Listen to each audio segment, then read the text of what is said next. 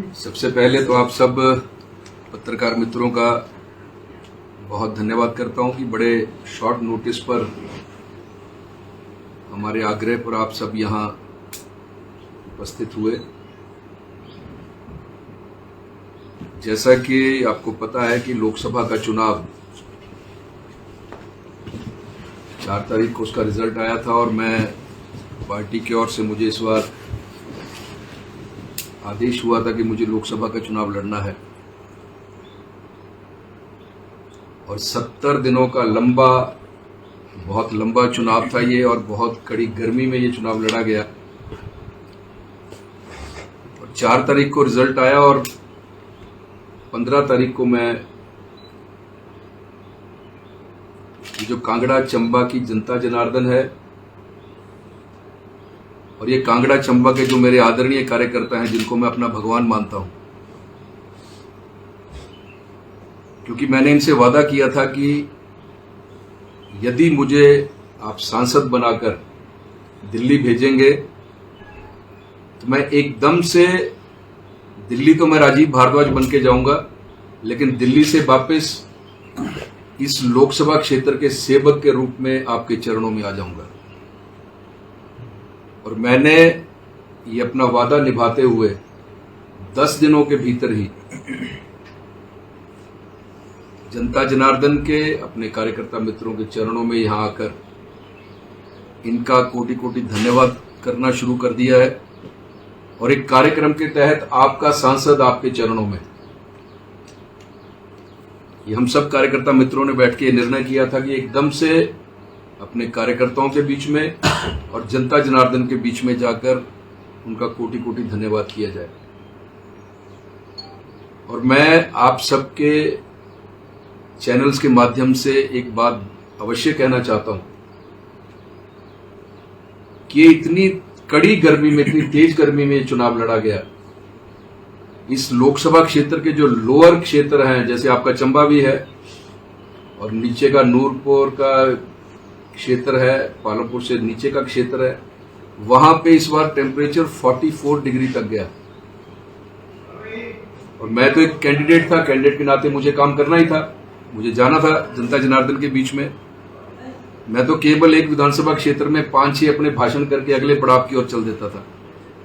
लेकिन ये जो कार्यकर्ता मित्र हैं हमारे, जिनको मैं अपना भगवान मानता हूं, इतनी कड़ी गर्मी में बूथ स्तर तक जाकर मोदी जी की योजनाओं को जनमानस के बीच में पहुंचाना, मोदी जी के जो पिछले 10 वर्ष का जो भारत के प्रधानमंत्री के रूप में कार्यकाल है, उस कार्यकाल के एक एक शब्द को जनता के बीच में लेकर जाना और उसको वोट में परिवर्तित करना, उसको वोट के रूप में परिवर्तित करना, ये काम केवल वही कर सकते थे।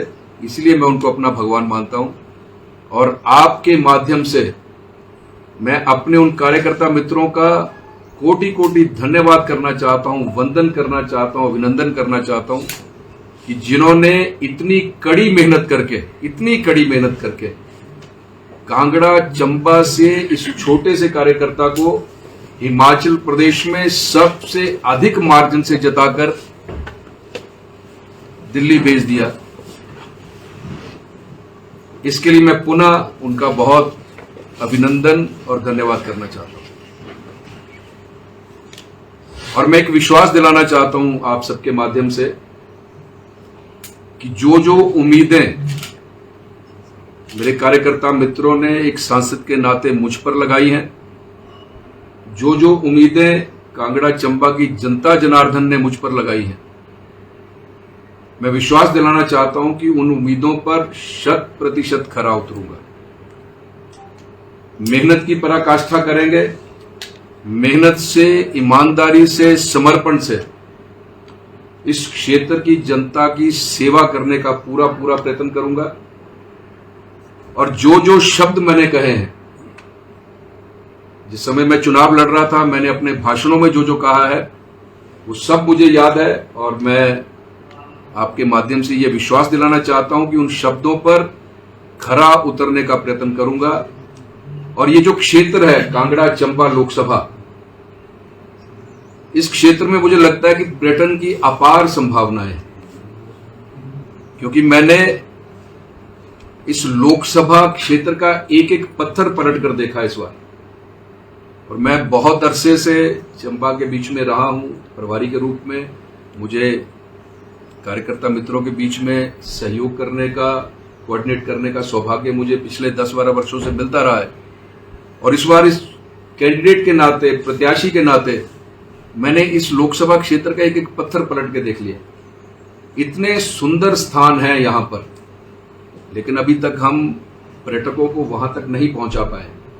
और मेरा ये मानना है, और मैं पूरा विश्वास रखता हूं, कि हिमाचल प्रदेश और इस पार्लियामेंट्री की इकोनॉमी को यदि स्ट्रेंथन कोई सेक्टर कर सकता है, यदि सुदृढ़ कोई क्षेत्र कर सकता है, वो है पर्यटन।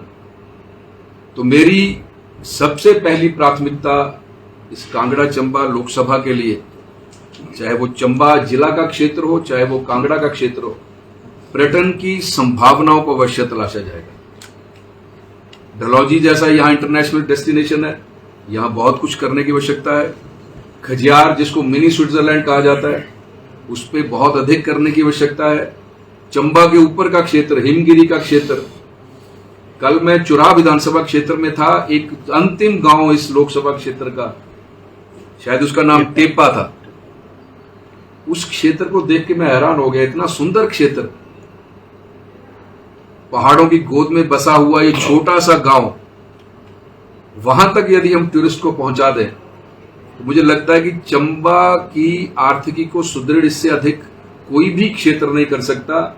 ये मेरी प्राथमिकताओं में रहेगा कि चंबा, अब चंबा शहर है आपका, कितना ऐतिहासिक शहर है, कितना रिच कल्चर है चंबा का, चंबा के गीत, चंबा का थाल, चंबा का रुमाल। और मैं बहुत बहुत कोटि कोटि धन्यवाद करना चाहता हूं श्रद्धेय नरेंद्र भाई मोदी जी का, हमारे आदरणीय प्रधानमंत्री जी का, कि जब वो विदेश में जाते हैं तो जो अपने विदेशी मेहमान हैं उनको यदि हिंदुस्तान की तरफ से कोई उपहार देते हैं तो उसमें से एक हिमाचली टोपी भी होती है, आपका चंबा का थाल भी होता है, आपका चंबा का रुमाल भी होता है। वो कितना स्नेह इस क्षेत्र के साथ करते हैं, इसका अंदाजा लगाया जा सकता है। लेकिन सांसद के नाते मेरे लिए इस पर्यटन की दृष्टि से क्या कुछ करने की जो संभावनाएं होंगी, उसमें कोई कमी नहीं छोड़ेंगे। और बहुत कुछ करने के लिए, बहुत कुछ करने के लिए, तो वो सब हर क्षेत्र में एक सांसद के नाते अपनी मर्यादाओं में रहते हुए जो जो मुझे करना होगा, मैं इसमें कोई कमी नहीं आने दूंगा। और पुनः अंत में मैं केवल आपके चैनल के माध्यम से, और आज की जो मेरी प्रेस कॉन्फ्रेंस का हेतु जो है, क्योंकि अभी तक मैंने शपथ नहीं ली है, और मैं सबसे पहले जिला चंबा के दौरे पर एक धन्यवाद यात्रा के रूप में यहां की जनता के चरणों में आया हूं, यहां के कार्यकर्ता मित्रों के चरणों में आया हूं। और इतना स्नेह, इतना प्यार आज मुझे पिछले 3-4 दिनों से कार्यकर्ता मित्रों के द्वारा मिला है। तो मैं आपको ये कहना चाहता हूं कि चंबा के प्रति मेरी जो प्रतिबद्धता है, चंबा के प्रति मेरा जो स्नेह है, चंबा के जनमानस के प्रति मेरे मन में जो श्रद्धा है, उसका मैंने आज उदाहरण भी आपको दिया है। और आगे भी इसमें कोई कमी नहीं रहने दी जाएगी। इन्हीं शब्दों के साथ अंत में केवल जो मेरी प्रेस कॉन्फ्रेंस का हेतु, वो केवल ये है कि चंबा कांगड़ा की जनता जनार्दन, चंबा कांगड़ा के मेरे आदरणीय कार्यकर्ता, जिनको मैं अपना भगवान मानता हूं, आज उनके चरणों में आके अपना धन्यवाद प्रेषित करते हुए मुझे सचमुच बड़े आनंद की अनुभूति हो रही है। मुझे केवल यही कहना है। अच्छा सर, आपने बड़ी अच्छी चीज़ कही है कि पर्यटन की जो संभावनाएं हैं अपार है। सबसे बड़ी दिक्कत ये है कि जब मोदी जी गए थे, उन्होंने जब एक वीडियो सोशल मीडिया पर डाला था, उसमें आया था एक गाना, चंबा कितनी दूर। तो दूरी को कम करने के लिए क्या किया जा सकता है, क्योंकि आप समझ सकते हैं कि चंबा बहुत दूर है, आना नहीं चाहते हैं, बहुत खूबसूरत स्थान तो है। चंबा की दूरी को खत्म करने के लिए कनेक्टिविटी, जो हमारी सड़कें हैं, उन सड़कों को सुधार करने की आवश्यकता है। लेकिन मैं आपकी जानकारी के लिए बता दूं कि जब से नितिन गडकरी जी, अब तीसरा कार्यकाल होगा उनका भूतल परिवहन मंत्री के रूप में, अपने 2 कार्यकाल में उन्होंने काया पलट दी है पूरे देश की। और हिमाचल जैसा छोटा सा प्रदेश, अब चंबा दूर नहीं रहेगा, क्योंकि छोटा सा प्रदेश जहां केवल 4 सांसद हैं, और देश के मानचित्र में यदि हिमाचल प्रदेश को देखना हो तो आपको ऐनक लगानी पड़ती है नजर की। छोटा सा हिमाचल प्रदेश, और वहां 3-3 4 लेन बन के तैयार हो रहे हैं। और चंबा को ये इसको क्षेत्र है, इसको संवैधानिक रूप से ये मान्यता दे दी गई है नेशनल हाईवे की। उसमें अब जाकर मेरी जिम्मेवारी है कि दिल्ली जाकर इस चीज को देखें कि वो जो मामला है कहां तक पहुंचा है और कहां तक उसको आगे ले जाने की आवश्यकता है। इसलिए अब चंबा दूर नहीं रहेगा, क्योंकि चंबा का सांसद, चंबा का सेवक, चंबा का भाई बेटा राजीव भारद्वाज पूरा जी जान लगा देगा चंबा की दूरी दूसरे क्षेत्रों से कम करने में। टनल की संभावनाएं बताई जा रही है कि बनाई जा सकती है, तो इसमें आपके कितने एफर्ट रहेंगे? क्योंकि मुझे लगता है कि आपकी बुलंद आवाज है इसमें। मुझे लगता है कि सैद्धांतिक रूप से मंजूरी मिल गई है, लेकिन अब दिल्ली जाकर पता चलेगा कि ये मामला कहां तक पहुंचा है और इसको आगे तक ले जाने में। क्योंकि मैं सबसे पहले तो ये कहना चाहता हूं कि जितने हमारे यहां के विधायक हैं, हमारी पार्टी के विधायक, हमारी पार्टी के वरिष्ठ नेता, इन सबके साथ बैठकर चर्चा करके इस मामले को किस तरह से दिल्ली में एक वकील के रूप में रखना है, इनके साथ चर्चा करके ये बात आगे बढ़ाई जाएगी। और एक बात मैं कहना चाहता हूं, जैसे मैंने कहा कि चंबा में पर्यटन की बहुत संभावना है, लेकिन इसके लिए थोड़ा सा समय चाहिए। और समय इसलिए चाहिए क्योंकि हम सब लोग बैठे थे, कुछ ऐसे लोग मुझे मिले थे कि जिनका कोई दलगत राजनीति से कोई संबंध नहीं है, लेकिन वो कांगड़ा चंबा के विषय में बहुत अधिक जानते हैं। तो उनसे जब मेरा सलाह मशवरा हुआ तो उन्होंने कहा जी कि सबसे पहले कि आपके मन में है पर्यटन के रूप में कुछ करने का, सबसे पहले इस क्षेत्र के जो विशेषज्ञ हैं, जैसे यूनिवर्सिटीज हैं उसमें पर्यटन विभाग होता है, उसके जो विशेषज्ञ वहां पढ़ाते हैं, प्रोफेसर हैं, विशेषज्ञ हैं, कुछ ऐसी एनजीओज हैं जो इस दृष्टि में बहुत अच्छा काम कर रही हैं, तो उनके साथ बैठकर उनके साथ सलाह मशवरा करके उनका मार्गदर्शन लेकर, क्योंकि वो विशेषज्ञ हैं इस क्षेत्र के, उनका मार्गदर्शन लेकर आगे बढ़ने की कोशिश करेंगे। ये मैं आपको कहना चाहता हूँ। सर, कनेक्टिविटी की बात की आपने, तो आपको नहीं लगता कि रेल या हवाई क्षेत्र में भी विकास होना चाहिए चंबा में? बड़ा अच्छा प्रश्न है आपका, और ये मेरे मन में है, क्योंकि रेल जहां पहुंचती है वो उस क्षेत्र की लाइफलाइन बन जाती है। जैसे हमारा कांगड़ा का जो लोअर क्षेत्र है जहां से ट्रेन जाती है, हालांकि वो टॉय ट्रेन है, नैरो गेज ट्रेन है, लेकिन वहां के क्षेत्रों के लोगों के लिए बहुत अधिक सुविधा प्रदान करती है। और मुझे लगता है कि इसके लिए आवश्यकता तो है। डलहौजी जैसा इंटरनेशनल डेस्टिनेशन है, चंबा जैसा ऐतिहासिक शहर है, लेकिन मैं ये कहना चाहता हूं आपके चैनल के माध्यम से कि इसके लिए बहुत कड़ी मेहनत करने की आवश्यकता है, और कोशिश करेंगे कि माननीय रेल मंत्री जी अश्विनी वैष्णव जी, क्योंकि हमने बैठ के निर्णय किया था कि अपने इस क्षेत्र के विकास के लिए 5 मंत्रालय ऐसे हैं जिन मंत्रालयों में जाकर सबसे पहले तो खुद समझेंगे उस बात को, फिर उन मंत्रालयों के जो हमारे मंत्री लोग हैं उनसे बैठकर बातचीत करके, और इस क्षेत्र के जो हमारे वरिष्ठतम नेता हैं सबके साथ बैठकर उनसे बातचीत करके रेलवे के विस्तार के लिए, पर्यटन के विस्तार के लिए, कनेक्टिविटी के लिए इन 3 क्षेत्रों में काम करने की बहुत, विशेषकर जिला चंबा में, और उसके लिए कोशिश करेंगे, रेलवे के विस्तार के लिए कोशिश की जाएगी। धार्मिक पर्यटन के लिए क्या सोचा है? क्योंकि चंबा में अपार संभावना है सबसे ज्यादा। धार्मिक पर्यटन, यदि आप कनेक्टिविटी दे देंगे, यदि आप टूरिस्ट को अच्छी सुविधाएं दे देंगे, तो इससे बढ़िया तो स्थान ही कोई नहीं है। तो शिव भूमि है, देव भूमि है, लक्ष्मी नारायण का ऐतिहासिक मंदिर यहां पर है। तो जब हम ये सुविधाएं सारी दे देंगे, और मुझे एक और लगता है कि कोशिश करेंगे कि यहां हवाई सुविधाएं, क्योंकि ऐसे ऐसे मैंने स्थान देखे हैं जहां पर टूरिस्ट को यदि हम पहुंचा दें तो 8-10 दिनों तक तो वो केवल पहाड़ों को निहारते रहेंगे। इतने खूबसूरत पहाड़ हैं, अभी भी बर्फ से भरे हुए पहाड़ हैं। वहां कोशिश करेंगे कि हेली टैक्सी की जो सभी सुविधा है इसके लिए कोशिश की जाएगी। सर, आप चंबा कांगड़ा के सांसद हैं, तो हमेशा ही प्रश्न उठता रहा है कि जो कांगड़ा का सांसद होता है वो कांगड़ा के लिए सांसद निधि अधिक खर्च करता है और चंबा के लिए काम, तो इसके इस विषय में आप क्या कहना चाहेंगे, क्या आपका विजन है? आपका सांसद, आपका सेवक सबसे पहले आपके बीच में आया, तो पहला तो उदाहरण ये हो गया कि मैं अभी तक कांगड़ा नहीं गया हूं धन्यवाद करने, मैं सबसे पहले आपके बीच में आया हूं, ताकि सबसे पहले ये बात सबके मन में आ जाए कि मेरे लिए चंबा मेरा दूसरा घर है, कांगड़ा मेरा घर है जहां मैं रहता हूं, लेकिन चंबा भी मेरा उतने ही नजदीक है जितना नजदीक मेरा कांगड़ा है। इसलिए मैं 2 दिन पहले डलहौजी में था, कल मैं चुरा में था, आज आपके बीच में हूं, और 2 दिन के बाद भटियात विधानसभा में मैंने शपथ नहीं ली है।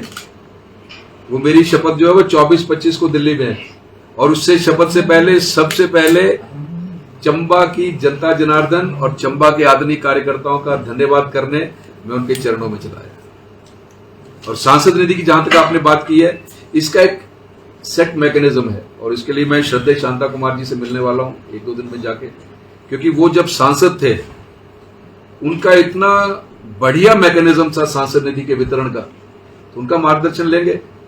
और जो मुझे भी पता है वो किस तरह से वितरण करते थे, लेकिन ये जो विषय आपने कहे हैं, इन सब विषयों पर उनका गूढ़ अध्ययन है श्रद्धेय शांता कुमार जी का, और यहां 4 बार उनको इस लोकसभा क्षेत्र का प्रतिनिधित्व करने का अवसर दिया है जनता जनार्दन ने, तो उनसे ये जो विषय हैं क्या क्या मेरे मन में है उसके लिए उनका मार्गदर्शन प्राप्त करूंगा। और सांसद निधि के वितरण का, इसमें हमारा एक बड़ा सेट मैकेनिज्म है, जो हमारी पार्टी की एक जो कमेटी है, हमारा जो मंडल है, हमारा जो जिला है, हमारे जो वहां के वरिष्ठतम नेता हैं, विधायक हैं जिन्होंने चुनाव लड़ा है, उन सबके साथ बैठकर, उस विधानसभा के जो वरिष्ठ नेता हैं उनके साथ बैठकर उनकी रिकमेंडेशन पर आगे भी हम ये काम करते हैं, आगे भी यही काम होगा। सांसद शांता कुमार जी से जिस तरह से आपने कहा बात करने की, तो क्या उनका जो ड्रीम प्रोजेक्ट है चंबा का सिकरीधार सीमेंट प्लांट, उसके विषय में भी आपका कोई विजन है? बड़ा अच्छा प्रश्न किया आपने। सिकरीधार सीमेंट प्लांट के विषय में थोड़ी आपको मैं इसकी पृष्ठभूमि आपको बता दूं। जब श्रद्धेय शांता कुमार जी केंद्र में मंत्री थे और स्वर्गीय वीरभद्र सिंह जी हिमाचल प्रदेश में मुख्यमंत्री थे, उस समय शांता कुमार जी ने वीरभद्र सिंह जी से प्रार्थना की थी, क्योंकि केंद्र से कोई भी प्रोजेक्ट तब आता है जब प्रदेश की सरकार उसका रेजोल्यूशन केंद्र को भेजती है। तो उन्होंने ये प्रार्थना की थी कि एक मेरे मन में है और मेरा एक ड्रीम प्रोजेक्ट है, और इसके लिए आप मदद करें। जब तक प्रदेश की तरफ से रेजोल्यूशन नहीं जाएगा तब तक कोई काम नहीं होगा। प्रदेश के मुख्यमंत्री आप हैं, केंद्र में मंत्री मैं हूं, तो इसलिए आप भेजिए, हम दोनों मिलके चंबा के विकास के लिए काम करना चाहते हैं। और मुझे लगता है कि वीरभद्र सिंह जी बहुत बड़े राजनेता थे, और उनके मन में भी मुझे लगता होगा ये काम करने के लिए। और हो सकता है कि रिजर्वेशन जो आपके यहाँ के लोकल के जो कांग्रेस के नेता थे, हो सकता है उनकी कोई रिजर्वेशन थी, वो मामला सिरे नहीं चढ़ पाया, रेजोल्यूशन नहीं किया था। जयराम ठाकुर जी इस प्रदेश के मुख्यमंत्री बने, एकदम से हिमाचल सरकार की ओर से रेजोल्यूशन गया, काम शुरू हो गया। और मैं आपकी जानकारी के लिए बता दूं कि हर बाधा को पार करते हुए इस सिकरीधार सीमेंट प्लांट की टेंडरिंग प्रोसेस भी चल पड़ा था, लेकिन कोई कंपनी नहीं आई। को मुझे लगता है कि 35-40 किलोमीटर का कोई कनेक्टिविटी इशू था रोड का, लेकिन उसके लिए भी आदरणीय जयराम ठाकुर जी ने कहा कि वो भी प्रदेश सरकार बना के देगी, लेकिन वो सिरे नहीं चढ़ पाया। अब इसमें हमारी सरकार की ओर से कोई कमी नहीं रही। अब कंपनी नहीं आ पाई, क्या कारण था? Connectivity issue. और उसके लिए जयराम ठाकुर जी ने तो ये भी कहा था कि इसको भी हम काम करेंगे, लेकिन नहीं हो पाया। दिल्ली जाकर इस चीज के लिए देखेंगे। वो इसलिए देखेंगे कि ये जो दाड़ला घाट और बरमाणा का जो सीमेंट प्लांट है वो उसके आगे बड़े छोटे रह जाएंगे। इतना बड़ा सीमेंट प्लांट यहां बनेगा, केवल जिला चंबा नहीं, आसपास के जो जिले हैं उनकी भी आर्थिकी सुधर जाएगी, लेकिन ये सिरे नहीं चढ़ पाया। दिल्ली जाकर इस विषय में बात करेंगे, जरूर देखेंगे कहां तक। सर, चुनावों के दौरान केसीसी बैंक में घोटाले का आरोप लगाया था कांग्रेस ने आपसे, कितना तथ्य है? अब कांग्रेस के पास बोलने के लिए क्या है? मेरे पास केवल 2 चीजें हैं, ईमानदारी, समर्पण। और मैं ये चैलेंज करता हूं कि राजीव भारद्वाज को इस मामले में कोई नहीं घेर सकता। कांग्रेस तो इतनी बौखला गई थी, उनके पास बोलने के लिए कुछ नहीं था। ठीक है जी, तो इसलिए मैं केवल ये कहता हूं और उनको चैलेंज करता हूं मैं आपके चैनल के माध्यम से कि वो इस चीज को सिद्ध करके दिखा दे। ठीक है जी। धन्यवाद सर।